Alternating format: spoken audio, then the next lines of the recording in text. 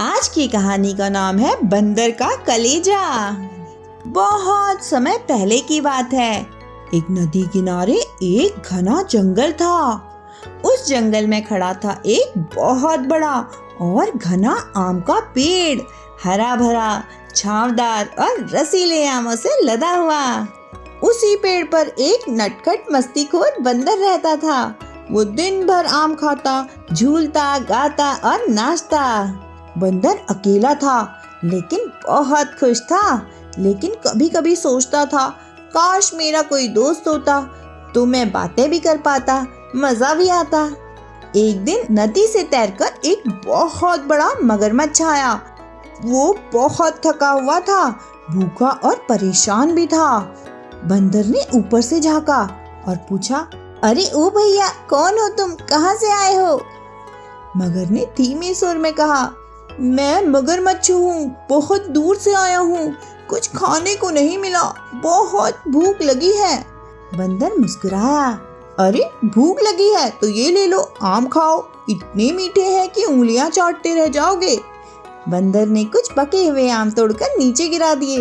मगर ने आम खाए और उसकी आंखें चमक उठी।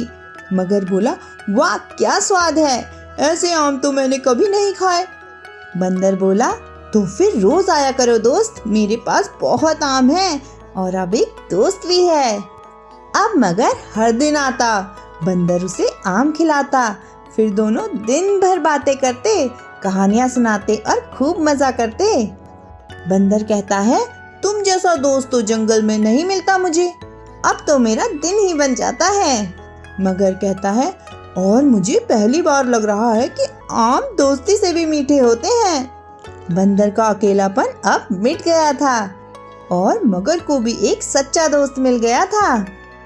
एक दिन मगर बहुत से आम लेकर अपने घर लौटा। नदी के उस पार उसकी पत्नी उसका इंतजार कर रही थी। मगर अपनी पत्नी से कहता है, देखो ये मीठे आम मेरे दोस्त बंदर ने दिए हैं। पत्नी चौंकती है, कहती है, बंदर और तुम्हारा दोस्त, ये कैसे हो सकता है? मगर की पत्नी को आम बहुत पसंद आए, लेकिन अब उसको एक लालच आ गया। मगर की पत्नी सोचती है, अगर बंदर रोज ये आम खाता है तो उसका कलेजा कितना मीठा होगा। अगले दिन मगर की पत्नी बीमार होने का नाटक करती है। पत्नी कहती है, हाय मेरा शरीर टूट गया, अब मैं नहीं बचूंगी। मगर घबरा गया, पूछता है, अरे क्या हुआ, बताओ मैं क्या करूं? पत्नी धीरे से कहती है, वैद्य ने कहा है अगर बंदर का कलेजा खा लूं तो मैं ठीक हो जाऊंगी। मगर बहुत हैरान हुआ, तब बंदर का कलेजा, वो तो मेरा सबसे अच्छा दोस्त है। मगर की पत्नी गुस्सा हो जाती है और कहती है, तो जाओ रहो उसी के पास, मुझे तो लगता है तुम मुझसे प्यार ही नहीं करते हो। अब मगर बहुत परेशान हो गया, एक तरफ दोस्ती और दूसरी तरफ पत्नी का जीवन। भारी मन से मगर बंदर के पास गया।